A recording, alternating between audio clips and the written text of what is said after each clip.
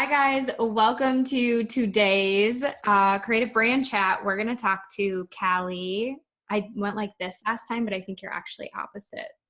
I'm here. We're going to be talking to Callie over in one of these directions from June Mango Designs. But before we get started, I want to tell you guys the two reasons why I started this Creative Brand Chat, why I created this space for us. And the first reason is super simple, and it's because I was having all of these virtual coffee dates with creatives like Callie, and I would leave those conversations every single time thinking we should have recorded that. There was like some magic, amazing, genius things that were said, and I wish we could share it with people. So I'm finally just doing it and hitting record on Creative Conversations with creatives. And the second reason is because I spent the first 2 years of my business preaching your brand is not your logo, your brand is not your logo. And now I just want to dive into all of the different things that your brand is. And what a better way to do that than to bring in other creatives who help you build your brand. So we're going to talk to Callie, like I said, and she creates brands and websites for creative entrepreneurs. So we are just going to keep today's topic kind of wide open and just talk about websites and how your website impacts your overall brand. All right, let's do it. Right, let's do it. All right, so Callie, why don't you start by telling us your golden circle one sentence? Okay, so I'm Callie from June Mango Design Boutique. You can just call it June Mango. You can call me June if you want to, because lots of people do that too. So I do brands and websites, like Devin said, but I'm mostly known for building websites in 5 days, which is pretty fast. And I do that with creatives and coaches, and they're usually ready to up level their brand and biz. So, we're doing creative, sort of unique design solutions to be really clear about who they want to work with, what their expertise is, and sort of why people should hire them, and making it all look really awesome. So that's I think that's it. Did I miss something in the circle? Did I miss a circle? I don't think so. So you said what you do, who you do it for, how you do it, why do you do it? I know why you do it, but tell other people why you do it.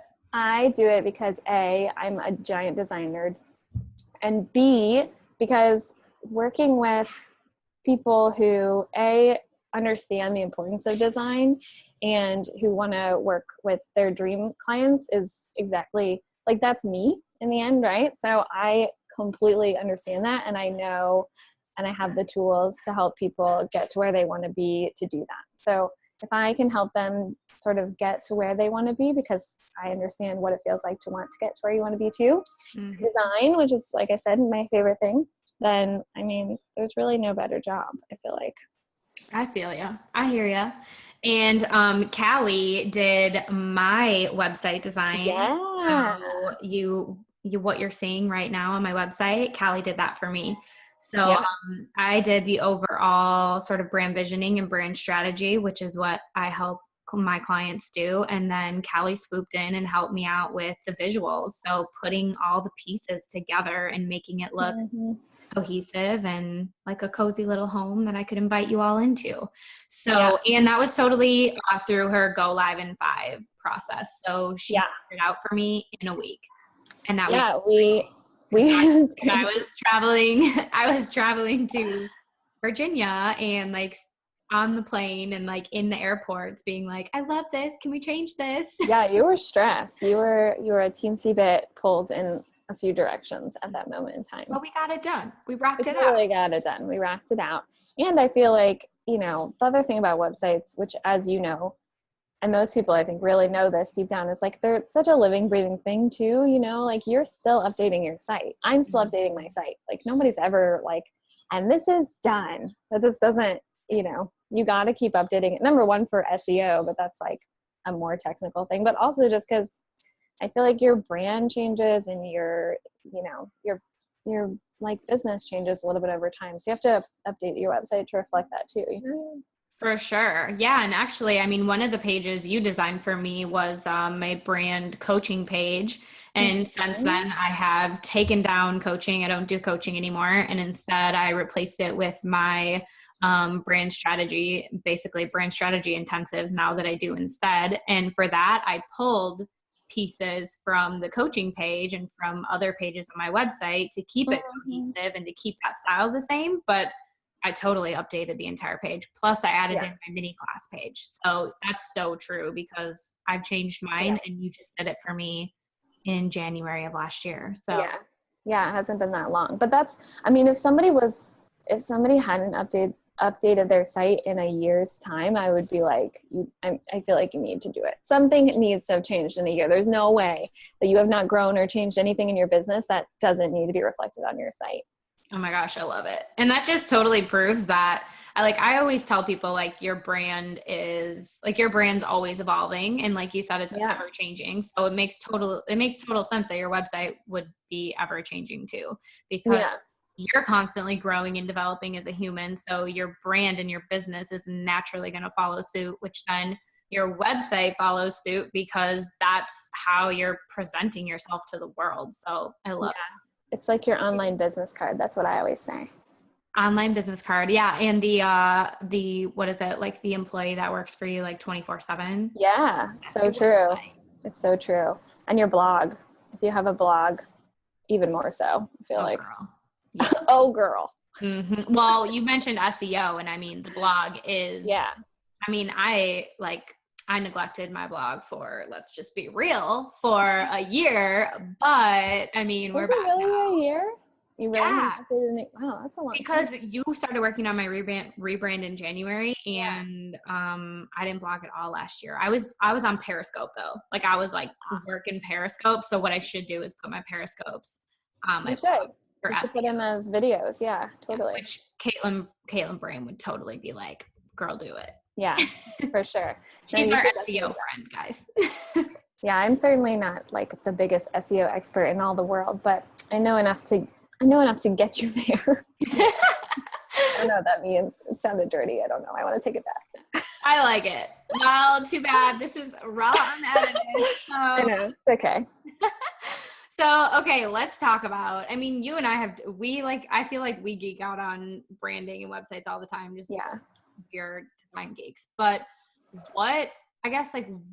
how can one thing people always ask me, clients always ask me is like, they know they need their brand to be consistent, and they're also afraid of like being stuck in a box or like put in a box. So I feel like that's something like I'm always trying to explain to clients, that when like you are getting clear and consistent with your brand, you're actually like not putting yourself in a box, you're kind of opening yourself up. So like would someone go about keeping their like brand message and their brand positioning clear through their website, or like how do they use that as a platform? Yeah, well,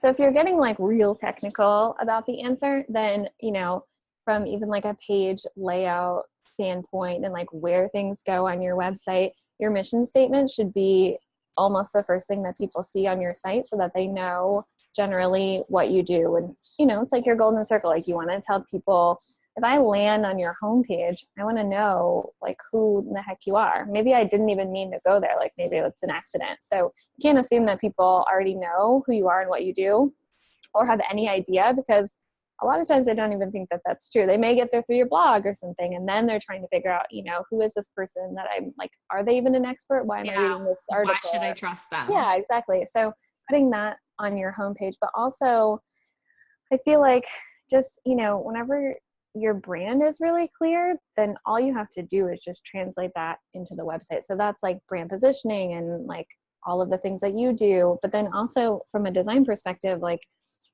bringing in like those colors and just kind of like the layout so that it's super clear and you're navigating people in the right place. I don't know. I feel like that's generally it. The other thing that it makes me think about is niching down, which isn't really necessarily like a website answer. But I feel like when you niche down, even though it seems like you said, like you're putting yourself in this tiny box, you only do these things, but then you become known for that those things. Like, for example, I'm known for building websites in 5 days. So if people want to like rock their website out really fast, then they get referred to me because people know that that's like what I do. And I do it really well because like that's the one thing that I do. So you do the one thing and you do it well, but you want to make sure that's clear when it's on your site. So just explaining it to people, and it can be really simple. It can be like in your mission statement, it can be on your services page. And, as long as you're sort of like clearly telling people that and like what your brand overall is, I think you're okay. I don't know. Does that answer the question? That makes sense? Yeah, I mean, it totally makes sense to me. And I feel like that's why like we totally kept this open today to go wherever we wanted to go with it, because I feel like we could cover so many things when it comes to your website, like carrying your brand through on your website. So I totally love that, because that's like one of the first things I always tell people too. Like if I land on your website and it doesn't tell me your golden circle, it doesn't tell me who you are, what you do, who you do it for, how you do it, and sometimes why you do it. I mean, like normally if there's like a hint at why you do it, or even if that's in your about page, like awesome. But if we're going with what Simon Sinek says, your why is most important. So your why should be That's funny because my why was left out of my golden circle. That's funny. Well, your why is normally the like, I feel like at least from like what I've in like my own brand and working with clients, like what I've found is the why is normally the piece that evokes the most emotion out of clients, like the why is when people are like, okay, like I get it. I want my life to be like that, or I want to feel that way or live that way, or, like my values are the same. So I guess like the why is kind of like I would say the why is like sometimes the most relatable. Well, that's like an interesting way of putting it too, because so if you go to my website, for example, and we're talking about my golden circle and my why. So my why, and like what I said was my why, and why I do, like really why I wake up every morning and do it for the creatives is different than what's the why sort of on my website and what I'm selling in my brand. So the why in that sense is like, you want a kick-ass website. You don't want to waste a lot of time. You want to up-level your brand and biz, and you want you want it to look really good, basically. Yeah. So you kind of are like, those are the things that you want. And that's the why of why you hire me. So your why can also, I don't know, that kind of made me think like my why, my personal why is a little bit different than like my brand's why and why someone would hire me. Yeah. Oh my gosh. I love that. And I've actually been working on that with a client too, or I just did like earlier this week, we figured out her golden circle and we were talking about the why, and we did totally break it up into two parts. We talked about her why, like, and her deeper why was because she wanted something that like she loved doing. She's a lifestyle photographer. She loves photography. And she also wants to be at home with her kids. So her thing was, and she also wanted something that when her kids grew up, she still had like a thing. So like that was her personal, like deeper why for doing what she does. And then she totally had the why that connected to her brand and her business, which was because she wished that someone would like follow her around and document her and her kids' lives. So she's like, why wouldn't I do that for other people? Yeah. So I love that. I think that's like, I love it. I almost think it's more, maybe not more important, but I feel like it lends itself more, the second part to, it's almost like two separate things again, where one is like your personal why and the other one is your why of your brand. And so the branded one is the one that's like, that's going to be why people buy you. And that's going to be the thing that they're relating to. Like, for example, what's another brand that has like Jasmine Star has like an amazing brand. So she's a photographer and now she basically does like coaching and all these other things, but she like what she's sort of selling is like, I'm super relatable, like I'm just like this girl next door except I'm fucking fabulous. I'm like so good at what I do, and you want to hire me because you know I'm going to be a good job, but also because you kind of want to be best friends with me. Like, I was going to say brand. Yes, I was going to say because you want to be best friends with them. Exactly. And that like, so going back to your website, that can come through in so many ways. It can come through like literally the design itself. So even like color palette and the layout, but it can also come through in your copy. So your tone of voice. So my website, I didn't hire a copywriter and I'm not a copywriter and you would never want me to be because I'm really not good at it. But for my personal website, I just wrote it out like literally like I was talking to you. And so I think that the tone of voice matches the brand because it, again, like it's really sort of me saying like, let's rock your website because that's something I would say. And that's like what I want to do for you. So it can be in all sort of different areas. It doesn't have to just be like, you know, what your logo is. Or, yeah, I love that. And I think that's the whole purpose of like your website and sharing your brand through your website too, is it's like, it's about, okay, so if you have your golden circle, one sentence, or your brand positioning statement or your elevator pitch, whatever you want to call it, if you have that thing and you have that on your homepage, your website is about like, how do you expand that, right? Like, how do you shine that through in your design and your tone and your positioning, your messaging, all those things. And I love your brand, like your brand messaging, your copy, and you're like, oh, I don't like copy, but I'm like, your copy is amazing. Like I sent you my latest website page or my strategy page because I was like, your copy is like, it's super clear, consistent, short, and to the point. And it totally sounds like you. But so, I mean, thank you. A. B. B. It's really because I don't like I don't like writing, and I'm going to be more prone to design. So I tend to like have less copy, and I tend to like less copy on people's sites too. I don't think you need it. I mean, it depends, but you know, a lot of times you don't need to say as much as you think you need to say. And that's a super common misconception that I run into with people all the time, is that they think they need to write all the things, but people are so lazy on the internet. Like you're scrolling, when I scroll through Instagram, I like barely look at what I'm looking at. If you think people are reading your whole site, and they may, if they're really, you know, like they know they want to hire you. And so they like get locked in and then they're like going through it. So it's okay to have that, but especially on like the main core pages, like on your homepage, it does not need to be that much. And on maybe like the top part of your services page, if maybe you have sub pages or like subservice, you know, information, it doesn't need to be like so much info, because you might lose people actually in the end. So anyway, my point was that like, I didn't want to write that much. So that's why, because I'm like, okay, I'm done. I wrote like 5 words. This is fine. 5 words, people get it, or they don't, whatever. Or they don't, I don't care. And then you go on my website, and my website is like totally opposite. You have like, a lot of copy. So wordy. And that's why like I had you read through, I actually had you, and then I also had Nadina from Art and Anthem, and actually she's going to be on one of these too. So y'all are going to meet her soon. She did my like brand product photos for my site, which I say product because like she did the brand photos that don't have my face in it because she's in New York. But so I sent it to her too. And I was like, you both know I'm so wordy. I repeat myself like a million times. Like, just tell me if this makes sense and what I can cut. And you were like, cut this paragraph. You already said this. And after you went through it, I was like, oh my gosh, yes. Like parts that I had like 3 paragraphs, so you condensed to like 2 words. So yeah, I think that's like, so I think it's super important to like say what you mean, and but on your sales pages, I also think it's okay. Like a sales page, to me, it's okay if it has a decent amount of copy, because people may need to know, like they need to know what they're buying from you and all the things that it includes, and you know, testimonials and all that stuff. So I don't think it's like, I'm not like hating on your site, like you write way too much copy. Girl, you are too wordy.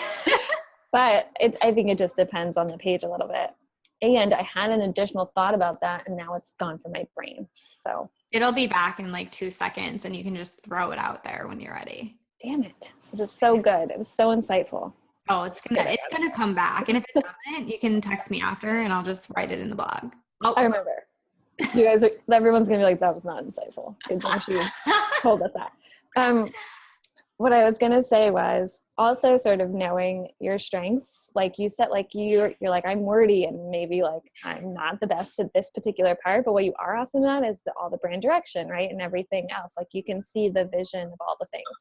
So for people, I mean, nobody's great at everything. So it's okay to like hire it out. It's just spend a tiny bit of money, and that money will come back to you. I promise it will come back to you. So whether that's hiring the copywriter because, you know, you just know that you're not that great at it and maybe your grammar really sucks or something, like it's okay. Just hire the copywriter, or, you know, the photography or the web designer or whatever. And not everyone needs, you know, a a professional designer to do their website for the first 2 years of their business or whatever it is. So knowing sort of what is really important and worth spending money on for your brand by thinking about like what you can do on your own too is another like important point, I think. Yeah, I think that's so true because actually I totally hated on because I was a designer first. I mean, that's what I got my degree in.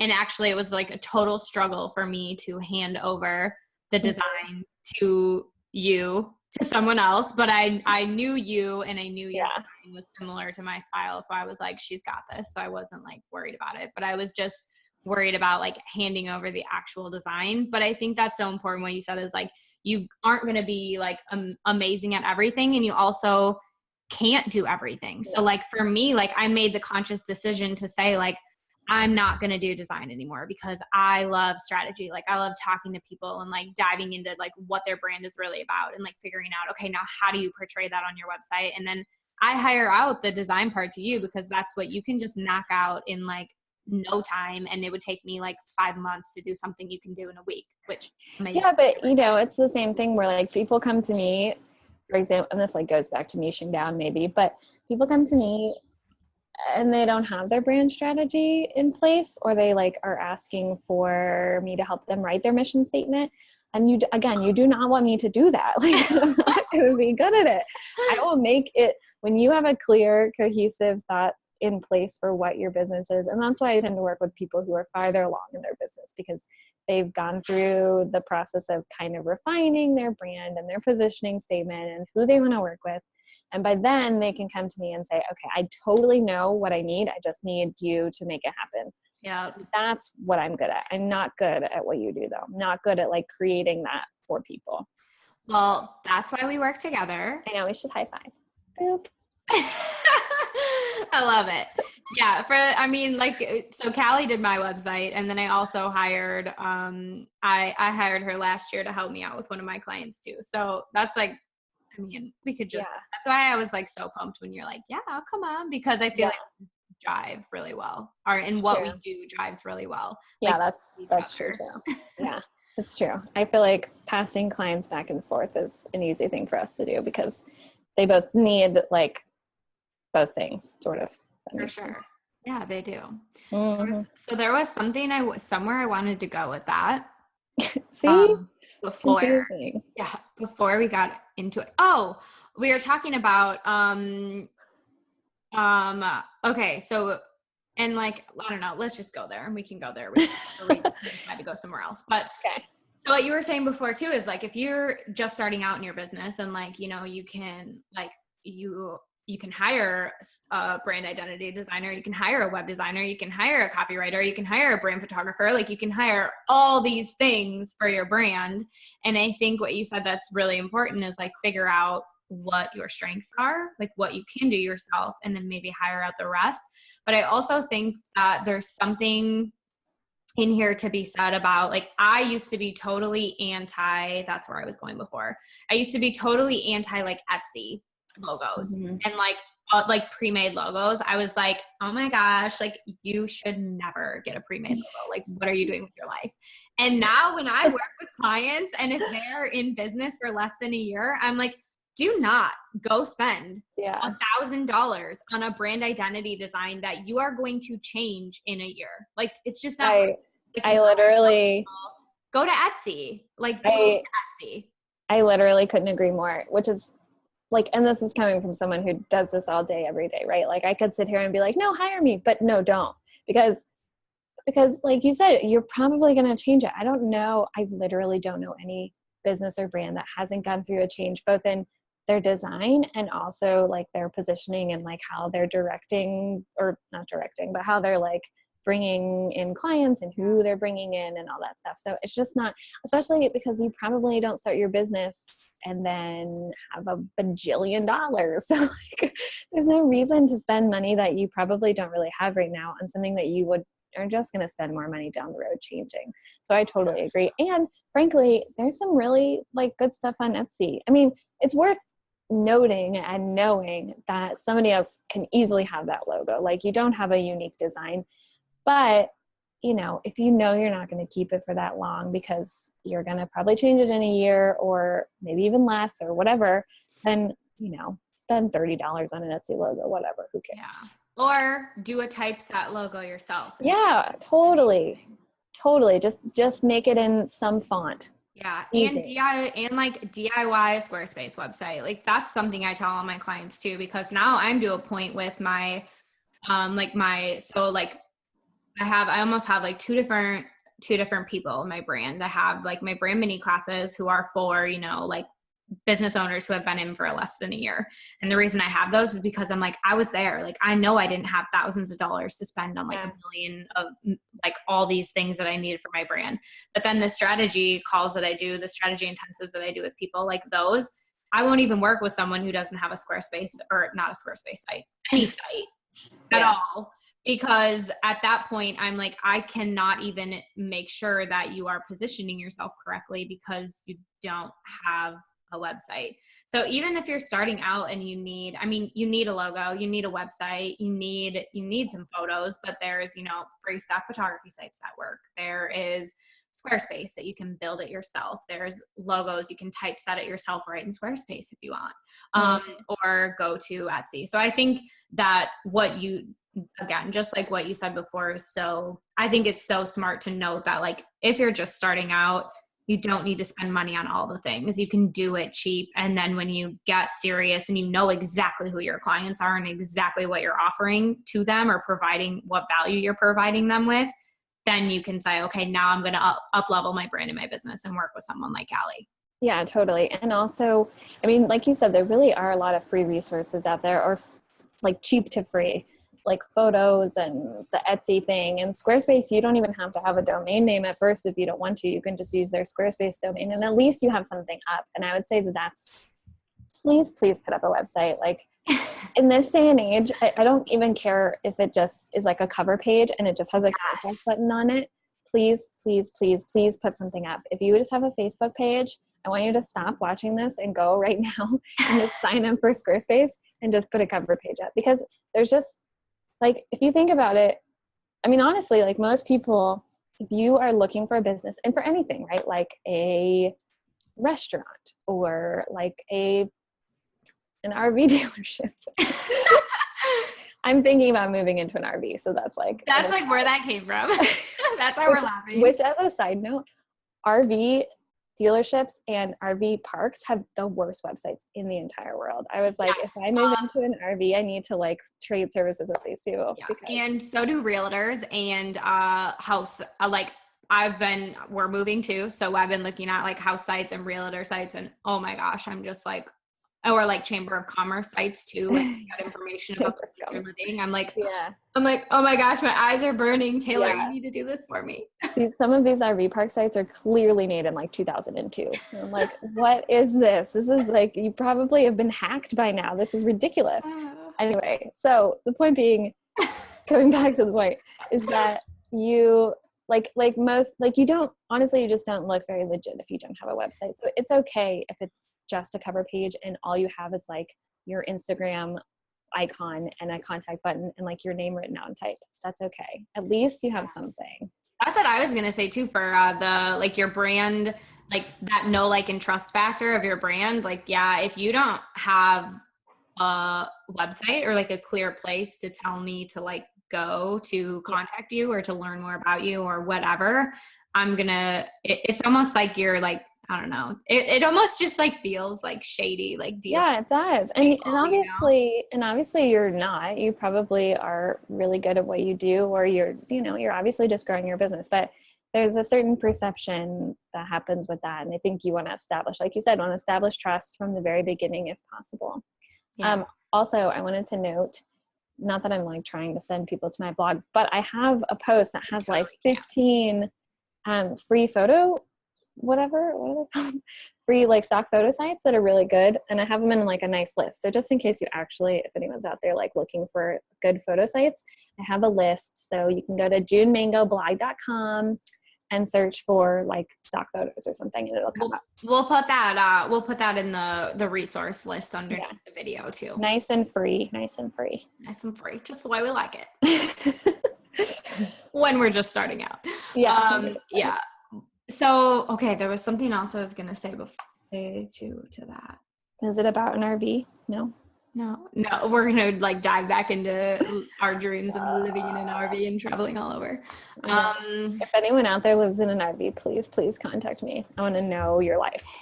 Put it in the comments. Tell us about your life, because I'm with you on that. I know. Maybe we should just leave our husbands and move into an RV together. Just go travel the world and have our build brands. It'll be amazing. Oh, it'll be amazing. Don't tempt me. We don't need husbands. It's fine. The husbands can like live together. They can figure it out. They can figure it out. It's fine. We have our puppy Dave from company. Oh yeah, little Dave. He was in my brand photos today, and stop it. Yeah, and he's probably like the cutest part of my brand photos. I'm sure the ones of me. I mean, nothing compares to a puppy. I mean, that's not even fair. For real. Yeah. So, I'm like using that in my marketing. Buy me and you get my puppy. Yeah. That's like marketers number 1 and 2, whatever, is like babies and puppies. Yeah. If you can use it in your marketing, then you're golden. Do it up. Mm-hmm. Okay, so I forgot to look at the time that we started, but I want to talk about, I want to mention one more thing and see kind of where we can go with it, and then we can chop it. Actually, I got to ask you the final question after the end too. But so, okay, this is something that I want to talk about because you are the website guru, and I know what I was going to note real quick. Okay, 3 things now. So my battery's going to die on my computer. We're going to have to I'm going to bring my computer. Run into the house. That's what's going to happen. Just real quick, I was just going to say that you do not have to do this with Squarespace. We've been talking a lot about Squarespace because we have our websites in Squarespace. So go to Wix. I mean, Wix, I think Wix is free or whatever. I mean, not the best platform in the world, I personally don't think, but go to Wix, go to WordPress, go to, I don't know, whatever's out there. You don't have to use Squarespace either, but I just wanted to throw that out there, that we're not being that's the only platform you can be on. Yeah. And then another thing I just wanted to talk about, and this can really just be kind of a reminder overview when it comes to your brand and your website, is you don't just want to think, and we kind of touched on this, you don't just want your website to be of all the things, all the content, all the things, just so overwhelming. You want to think of your website as pages that navigate you through. So think of it from your ideal client's perspective. If they come to your website from your blog, where do you want to direct them next? Your about page. Okay. Then after they go to your about page, where do you want to direct them next? And, so make sure that at the end of each page, you're directing someone to the next thing that you want them to see. Because if you just end your page all right, cool, nice to meet you, then they're just gonna be okay, cool, and click off. They're not gonna do anything. So make sure that you're using your website as a platform to guide people through, a roadmap to guide people through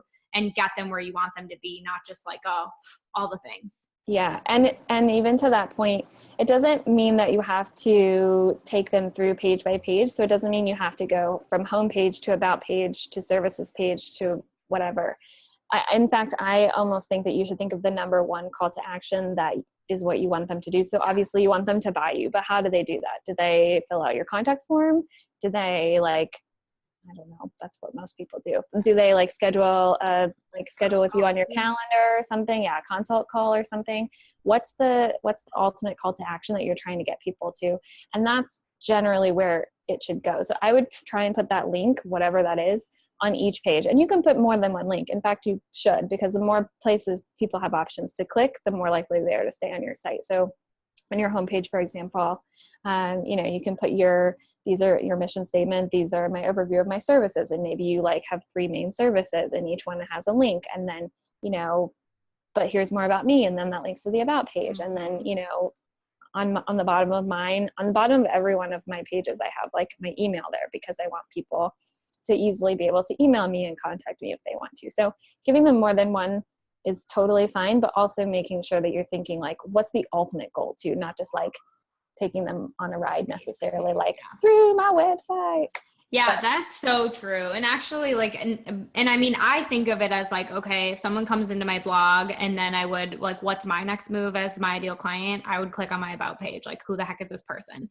And then after my about page, I'm like, yo, go check out my services. But for me, you're so right. My like overall call to action is to get on my weekly brand love letter list. And that I finally made that my secondary footer, because like that is where I tell people about like when classes open, when they open for enrollment first, when I have strategy sessions open, like whenever I'm talking about, and even, I mean, just beyond that, like any new creative brand chats that come out, like whatever. So I'm always like, get on my weekly brand love letter list. Yeah. That is literally on the bottom of every single page as a last ditch, like, hey, before you leave, give me your email and then I'll give you all the things every week. Yeah, that's true. And I didn't even think about that, but those are like the two things I think that are the most important call to actions that you can have, is either contact me in whatever way to buy me, whether it's like schedule a consult call or email me or whatever, or get on my newsletter list, because that just keeps you in people's inbox. It obviously reminds them that you're there, and you can ultimately like kind of drip sell people that way too. Yeah. So even if they don't necessarily want to hire you right now, well, maybe they do down the road, but they may forget about you otherwise. So getting them on your newsletter is like awesome. Right. That's the whole, like, we could get into that for like another hour, so we won't, but that's like a whole nother, like there's like needs to be like 7 touch points with your brand or your business normally before someone will buy from you. So I feel like that's like a totally good point of like, get them on your newsletter list, love on them a little bit, show them who you are, what you're all about, and then you'll build that trust with them, which ultimately will make them want to. I love that you say buy you. Yeah, well, it's so true, but I love that you're like, yeah, they buy you. It's especially if it's a personal brand, which is what you and I think tend to work with, people who have personal brands and they're not like a bakery or something. But still, I mean, it's kind of the same thing. Like they're buying your brand, they're buying the service from you, and they're buying what they want, like whatever the result is that they want, but they're kind of buying you. I mean, there's a bajillion web designers out there, right? Like not everyone is going to work with me. The reason that they want to work with me is because whatever, they like my brand, or they think I'm real pretty, or like because you're awesome, or whatever it is. But like everyone, which like goes to the niche. Sorry, I'm outside in the city. It's loud. We're just adding some character to our creative brand. Okay, so I'm going to ask you the final question, and then we're going to wrap it up. Are you ready for the final question? I'm ready.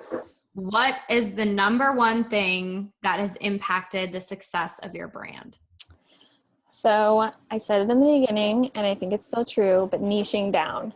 Like niching is so important. And I think, people are so afraid to do it because they think that it's going to put them in that box, but really it's just going to open up your whole world. There's a designer that I know who only does design around food. So she does like food packaging, and now she works for the Food Network, and that's all she does, but she's kicking ass. And it's because she's so specific. If somebody needs this like food designer, then that's your girl. Like everyone knows that that's her jam, and she gets referrals that way. So I think that that's totally the number one thing. And also doing the work. Like if we could just like hashtag being boss for a second, but really like, even whenever you feel like there's nothing to do or you don't have clients coming in the door, like write the newsletters, write the blog posts, make stuff, just keep like pushing out content and just keep working. I feel like that's the other thing that I did. And remember to do that when you have clients too, because sometimes that can fall off. Devin and I both know, like don't not blog for you. Learn from me and don't do what I did and not blog for a year. But I also was showing up. That's why I'm like, get on my weekly brand love letter list, because guess what I was doing for that entire year? Yes. Sending out weekly. You weren't doing nothing. You certainly were not doing nothing, for sure. Well, not that you were saying I was, but I'm saying, but that's where it's like, have a platform, like pick your platform, stick with it, and totally. And like and all of that it's all marketing. It's all getting people into your brand. So I love that. It's so true. Like show up, do the things, and you're going to hire the people. Are they going to hire you? Yes. You can hire people too, but Whatever. I mean, give and take. I hire people and people hire me. I hire people. People hire me. People hiring people. What is it? People helping people? People Anyway. helping people. I don't know. People are like, you guys need to be done. Yeah, people are like, okay, so y'all talked about RVs, you talked about movies, you talked about puppies. Like, why were we here again? I know. I love it. Well, that's totally the point of these chats, are to chat with creatives and just, I don't know, talk about cool things that creatives talk about and get some awesome value out of it. I know there's value in here, even with the puppy comments. So I love it. Totally. All right. So that wraps up our creative brand chat today with Callie. Thank you so much for joining me and allowing me to record our creative conversation all about website and branding. Totally. My pleasure. All right. Well, we will see you all for the next one. Bye. Bye.